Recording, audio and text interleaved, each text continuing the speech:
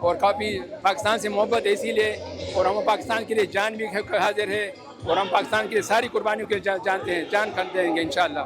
ایسے کوئی بات اس کے اوپر پاکستان کے اوپر کوئی شان نہیں لائیں گے انشاءاللہ. جزاک اللہ. ہماری پاکستان کی آرمی پوری دنیا پورے ورلڈ سے سب سے اسٹرانگ آرمی ہے.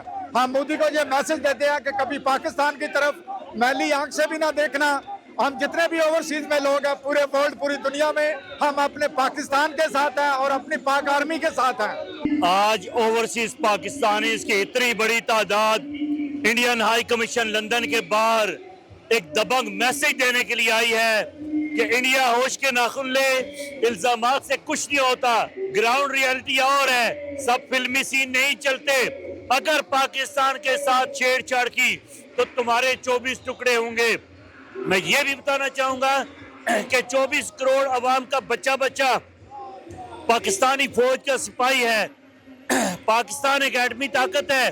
اگر لڑائی ہوئی تو یہ دو ملکوں کی نہیں، یہ پورے خطے کی تباہی کا باعث بنے گی. پاکستان زندہ باد، افواج پاکستان زندہ باد.